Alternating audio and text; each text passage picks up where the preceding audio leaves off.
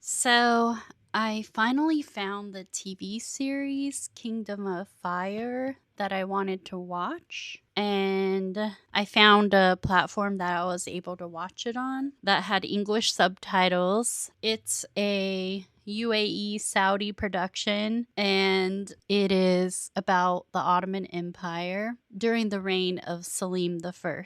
And the reason why I wanted to watch it because I was curious how they would portray the Ottoman Empire and a pretty ruthless sultan like Selim I. So I'm not going to lie and say that he wasn't a very ruthless ruler in a sense, but he also was a product of his time and his environment, which I will kind of get into a little bit in this, but I have other posts about him on my YouTube channel that explains it more in depth, and I just don't want to repeat a bunch of information that I already have given before. So if you want to take a look down my post wall and probably check out my Sultanate of Women series. I think that gives a little more information that is relevant. I was definitely right in my suspicions. I knew this was going to be like a soft power propaganda piece against the Ottomans and against Turkey in general. There has been this really strange Neo-Ottomanism scare. It reminds me a lot of the Red Scare during the Cold War, where all this propaganda was coming in, like flooding, anti-communist propaganda, anti-Soviet propaganda. It is what it is. I'm not saying that I'm definitely not one who is like a communist or I do have socialist beliefs, I would say, but I'm not communist at all. Like, my ancestors lived and suffered under the communist regime, the Soviet communism. So I am not like a patron of that at all.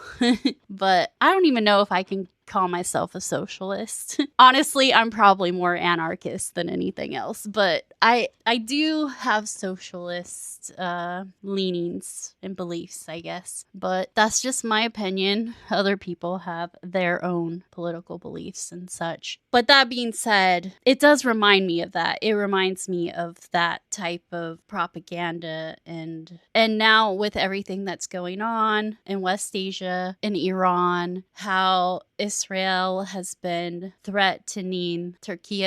This kind of stuff makes sense. The whole Ottoman scare, I feel like it's pushed by the West. It's pushed to divide the Muslim people and the people of Islamic countries and to continue to keep us suspicious of each other and for us to stop uniting and coming together to fight against their imperialism.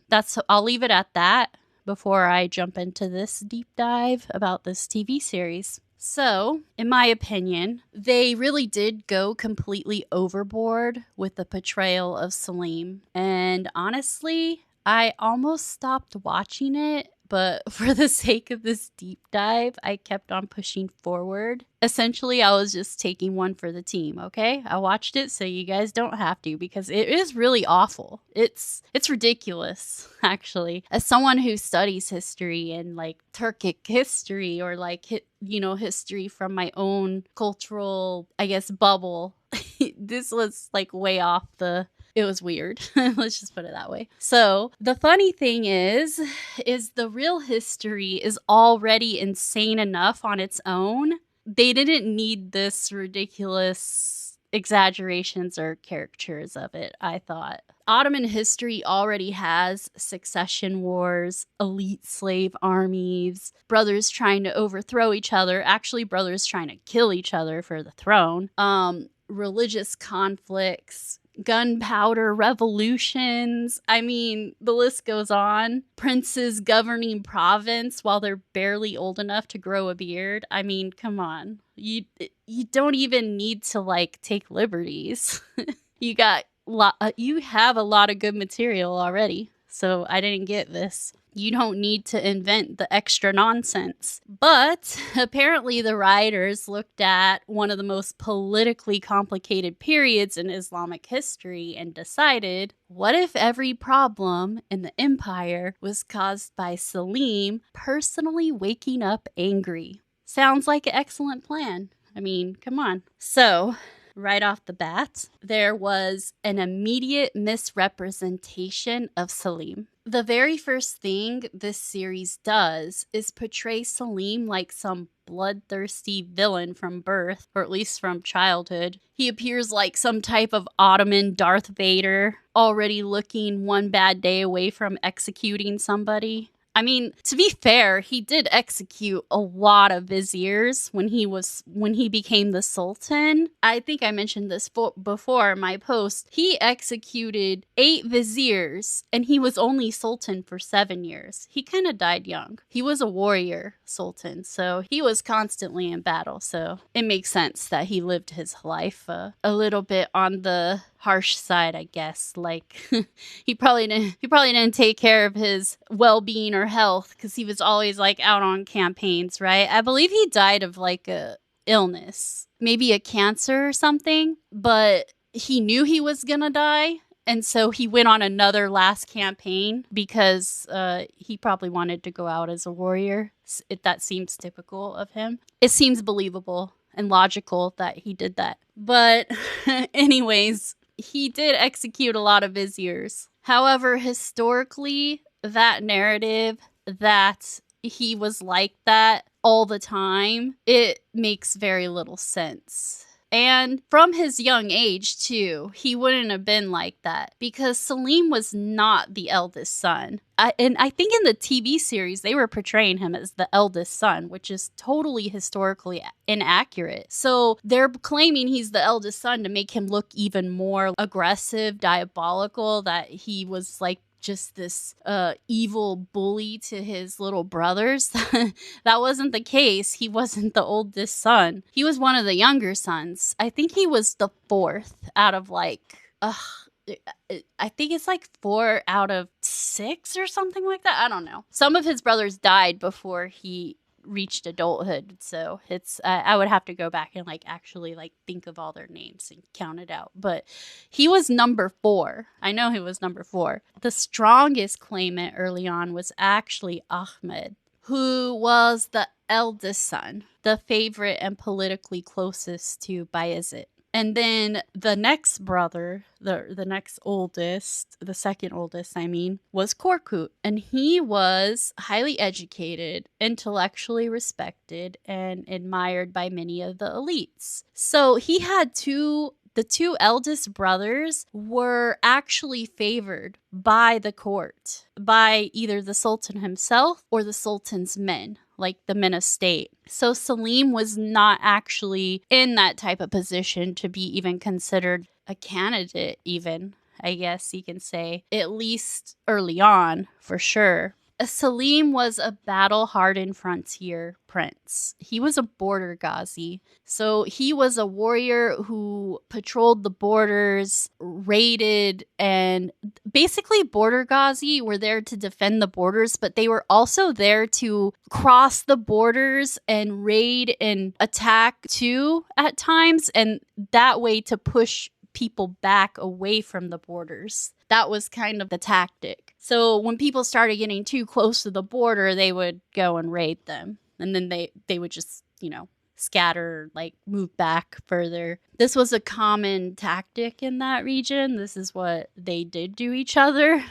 And the Persians did it to the Ottomans too. Like they were both doing it to each other, like hit and run type of tactics, like border raids. So when he reached adulthood, this is what he was doing. Let's keep in mind that even though he was battle-hardened and a warrior, that this actually meant that he was not in a position of power as it pertains to the imperial dynasty or the court in Constantinople or Istanbul.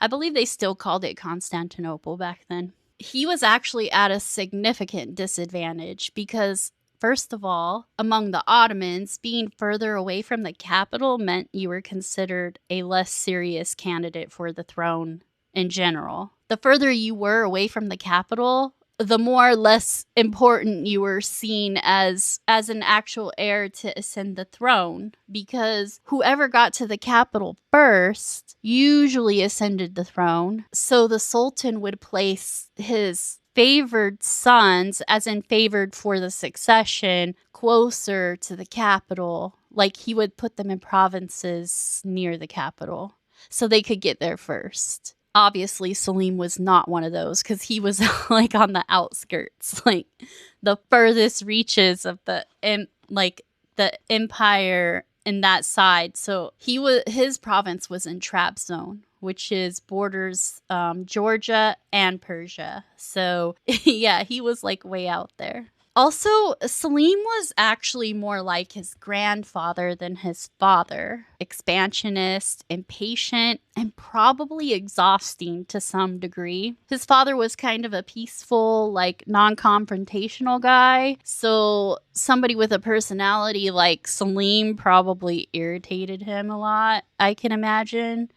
Just like Mehmet the Conqueror irritated a lot of people in his court. Like especially when his father had him rule and like kind of took a little vacation from ruling and let his son take over, Mehmet and the viziers of his father did not get along. They thought he was just this hyped up, headstrong, warmongering child, I guess. I don't know. I think Selim had that type of personality too. And the father, Bayezid, he was kind of the opposite. The show immediately flattens all this complexity into Selim evil, but it wasn't really that. Like I said, he was a product of his environment. He was a border Ghazi. Like his whole personality was developed in that region. And this was unfortunate because the actual Ottoman succession crisis was far more complicated and honestly way more interesting. So in this TV series, they could have portrayed that better, and actually it would have been a better TV show to watch. I don't want to brag, but Turkish TV series, which I do watch quite often, are a lot better done than this. I don't know. The writing is better. I thought the writing was very subpar, actually, and ridiculous. But anyways, moving on. One of the biggest things the series oversimplifies is how Ottoman succession actually worked. The Ottoman Empire did not operate on strict primogeniture like many European monarchies. The eldest son did not automatically inherit. Every prince, theoretically, had a claim to the throne. Power usually went to whoever could secure military backing, provincial loyalty, elite support, Janissary approval, and ideally reach Istanbul before his brothers arrived with their armies.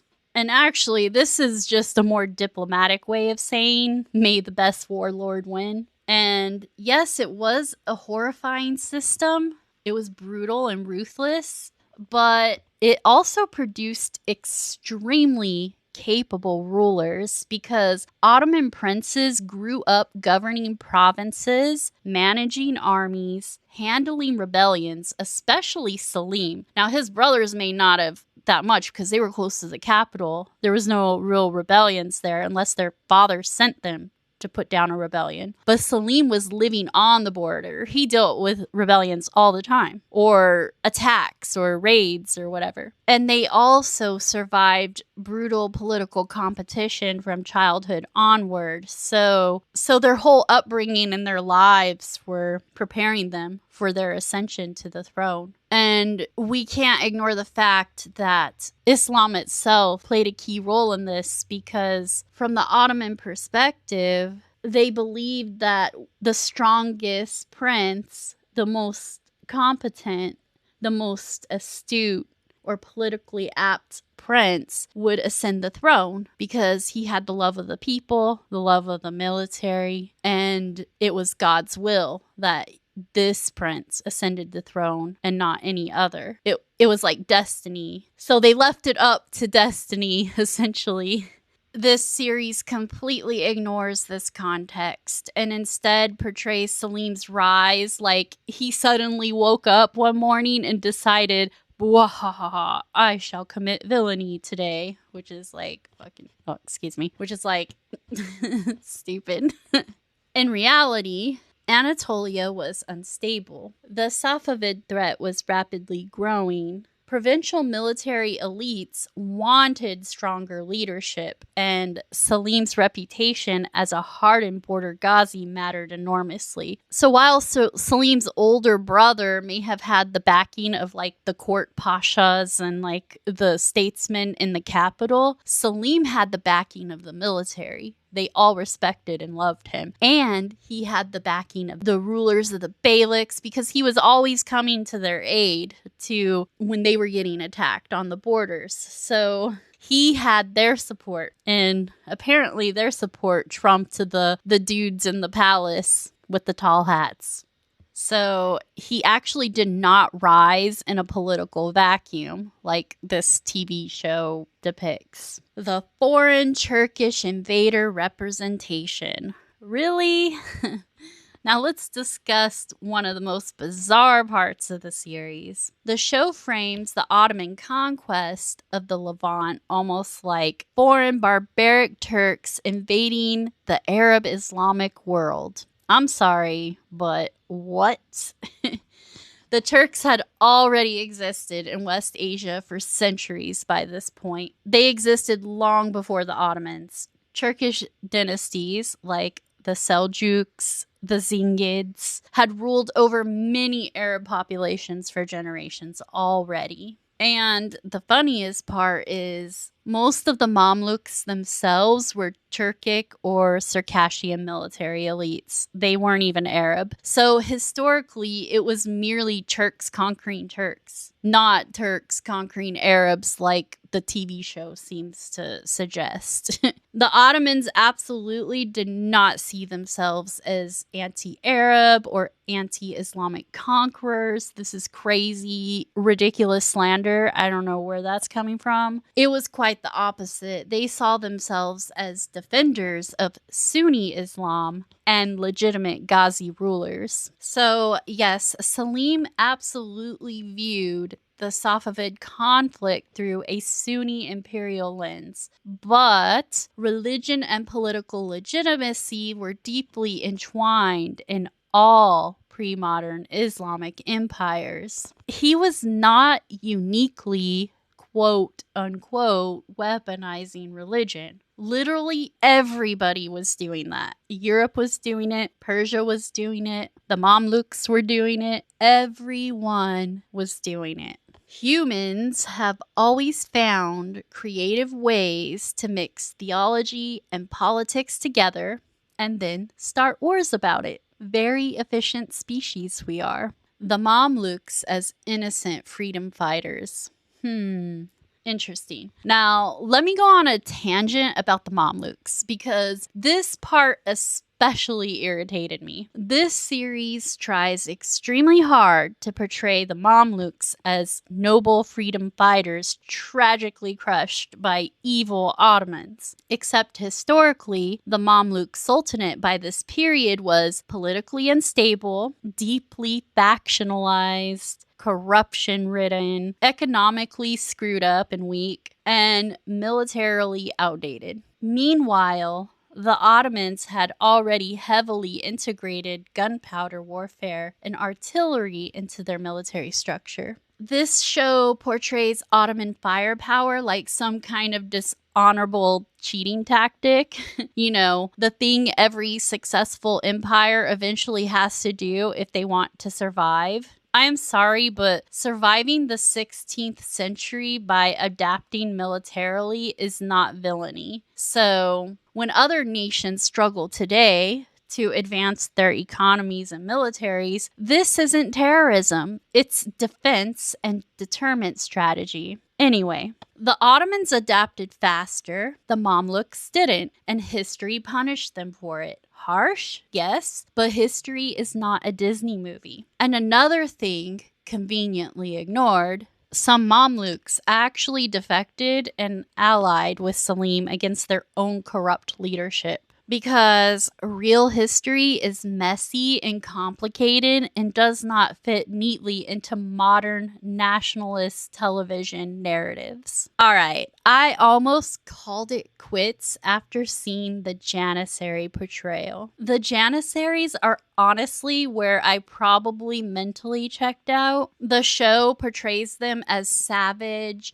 religious fanatics screaming around wildly like they escaped from some medieval apocalypse cult, which is absurd. The Janissaries were one of the most disciplined standing infantry forces of the early modern world. They were professionally trained, salaried, centrally administered, bureaucratically organized, and highly disciplined. Yes, they could absolutely be brutal in warfare. Every elite military force in history could be brutal, but they were not mindless religious extremists. Honestly, modern militaries structurally resemble the Janissary system more than people realize. Permanent professional soldiers, centralized administration, state-controlled training, logistical bureaucracy, and elite core identity. But apparently the writers saw Ottoman convert slave soldiers and immediately translated it into violent, unhinged, screaming extremist. Fantastic historical analysis there.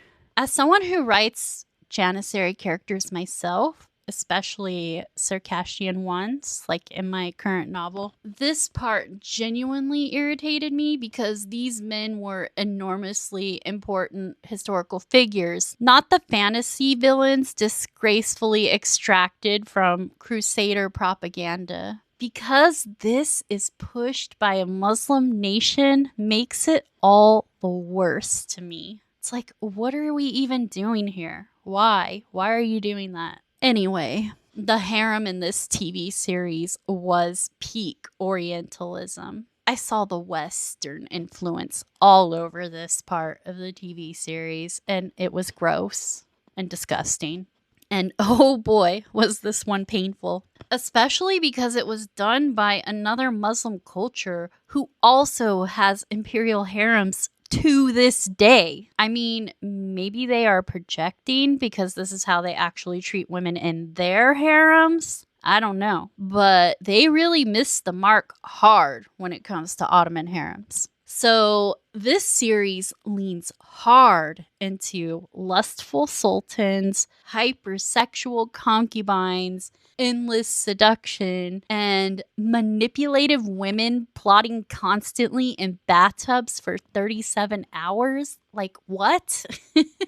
Meanwhile, the actual Ottoman harem was fundamentally a dynastic institution, a political network, an educational institution, a child-rearing system, and a patronage hierarchy. Most women inside the Ottoman imperial harem, or harem, I hear British people pronounce it harem. I actually like that. It sounds nice. Anyways, it sounds fancier. Anyways, most women inside the Ottoman imperial harem managed domestic administration, received education, served in complex household roles, participated in dynastic continuity, and helped raise imperial children. The harem was closer to a highly controlled palace refinement school for women and a daycare center or nursery school than a fantasy brothel modern media keeps portraying. And boo, the Saudis and Emiratis should know better than this. But apparently, historical nuance gets in the way of dramatic, slow motion, veil, belly dance scenes. Good grief, people. I mean, doesn't this get old? All right, costume and cultural misrepresentation. Now, the costume design and palace aesthetics were another major issue. The series constantly mixed Ottoman styles from different centuries, like also Safavid Persian aesthetics blended incorrectly into Ottoman court dress and fantasy Arabian Nights imagery. It was really weird. An overly dark, grim cinematography that makes the Ottoman palace look like Gotham City during a power outage. Real Ottoman court aesthetics were often colorful, like super colorful, like so colorful that they would be mixing like red and green or like blue and orange and purple and green. Like they liked contrasting colors, I think. That was part of their aesthetic and patterns too. Like they would mix like floral patterns with stripes, or they were so like you know how people describe that mixy match style of dress as bohemian chic type of aesthetic. That would be a really good explanation of Ottoman style.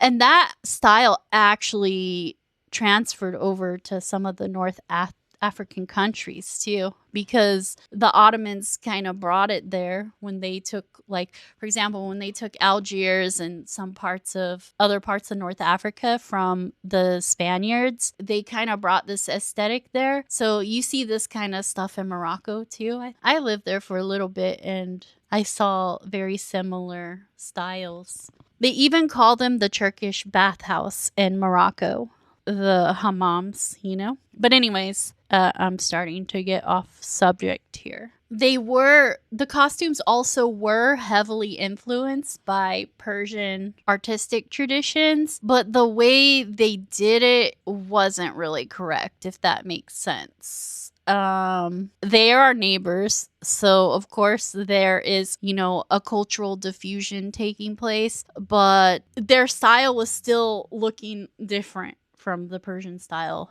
Also, especially their architecture, I guess you can say, and the inside, like the interior design inside their palaces, they were also Persian influenced. They were definitely geometrically elegant, especially in the earlier Ottoman period. They had rich textiles, beautiful geometric gardens, ceramics, pottery, and ceremonial beauty. I don't know. It's just, you can see the influence there. Now, today, when you go to Istanbul, the palace there is actually quite different from this period because they started to mix more European styles, you can tell. So it changed over time, but probably in Selim's day, it did look very Persian inspired. And they still have some of those rooms that are like that. Don't get me wrong. But like there's some of the newer palaces too that are definitely not. You could see the European architecture style in them. The Ottoman court was obsessed with hierarchy, etiquette, peaceful quietness, I guess you can say. I wouldn't say silence, but they did like a quiet, peaceful atmosphere. They would speak in like really soft tones, or I would say even today it's still something that's appreciated. So I'm totally Americanized, so I can get really loud and like expressive in my speech. I can be a fast talker. I can like not shut up and just keep blabbing on and talking. My relatives from that region, they're not like that. They're so soft spoken, and I don't know. So in this TV series, they portray the Ottoman court as looking less like a refined imperial palace and more like a depression dungeon with silk curtains. That's how I can describe it. Now, as a historian, this one is going to be probably the most significant for this TV series, because we all understand that historical TV dramas are not 100% fact and They're based on history, some more loosely than others, and there can be a lot of liberties taken with them. But this part right here, I felt was deceitful and definitely pushing huge political narratives. So this was the modern versus Turkish nationalism, as if that was even a thing back then. Honestly, I think this is probably the single biggest issue historians would raise about this series. The show projects modern Arab Turkish nationalist tensions in a way that feels deeply dishonest to the actual historical context of that period. People in the early 1500s did not primarily think in modern nationalist categories the way people do today. Identity was far more dynastic, religious, regional, tribal, political, and class-based. Many Arabs later became powerful Ottoman officials. The Ottoman Empire became one of the greatest patrons of Mecca and Medina. Arab scholars, judges, administrators, merchants, and religious elites frequently operated with Ottoman authority and often served willingly under Ottoman rule. The Ottomans themselves absolutely did not view Arabs as some foreign, conquered civilization beneath them, nor did they see themselves as anti-Arab or anti-Islamic invaders. They saw themselves as Sunni Islamic rulers inheriting leadership over the broader Islamic world, which is why this simplistic Turks versus Arabs framework feels so artificial to me. Honestly, that framing is much more modern than medieval and did not really crystallize fully until the collapse of the Ottoman Empire in the 1920s. And you can absolutely feel modern politics bleeding all through this series because historical dramas are soft power propaganda machines. They always have been. America does it, Russia does it, Turkey does it, the Gulf states do it. Historical television is basically national mythology with a cinematography budget. But honestly, this series in particular feels emotionally loaded in a way that goes beyond simple entertainment. You know what, though? I think this show unintentionally reveals that part of the Arab elite still carry a kind of unresolved historical bitterness, guilt, or psychological wounds surrounding the collapse of the Ottoman Empire and what came after it. Because during World War I, many Arab leaders genuinely believed the British would grant them meaningful autonomy and independence if they helped undermine Ottoman authority. And instead, the West carved up the region anyway. They were promised liberation, surprise, surprise, and got mandates, occupations, economic dependency, foreign interference, coups, instability, and Western domination instead. History can be extremely cruel like that. And honestly, I think some of that frustration still lingers culturally and politically to this day. Because after helping dismantle the Ottoman system, much of the Arab world did not become fully sovereign and independent in the way many imagined. Instead, many states ended up under stronger Western influence than before. Meanwhile, Turkey survived, damaged, absolutely, humiliated many times, but it survived. And now, modern Turkey is once again trying to emerge as an independent regional power, militarily, economically, culturally, and geopolitically. And the West clearly does not like that very much. You can feel the pressure building constantly. Sanctions, media hostility, diplomatic pressure, military containment, economic manipulation, endless accusations anytime Turkey acts independently from NATO interest. And honestly, I absolutely think historical media becomes part of that larger soft power battlefield. Because the greatest long-term geopolitical obstacle to Western domination in the Eastern Mediterranean, Balkans, and much of the Islamic world historically was the Turks. That is just objectively true. The Crusaders feared the Turks. European empires feared the Ottomans. Russia feared Ottoman influence. And now, Turkey occupies this strange role where both East and West distrust it whenever it becomes too independent. So, when I watch series like this portraying Ottomans as barbaric fanatics, Turks as foreign invaders, Janissaries as savage extremists, Selim as pure evil and not just a powerful Ghazi ruler, and Arab populations as innocent victims of Turkish brutality, it becomes very difficult for me not to see the modern political messaging underneath it, especially when the Gulf states maintain extremely close relationships with the United States and by extension Israel, and broader Western geopolitical structures. And before people get upset, this is not me saying Arabs are evil or traitorous or some ridiculous nonsense like that. Most Turks honestly do not sit around hating Arabs over Ottoman history. Most of us comprehend the empire was already struggling badly by the early 20th century regardless. Arab populations were trying to survive collapsing imperial conditions and do what they thought was best for their own people. That is understandable, but I do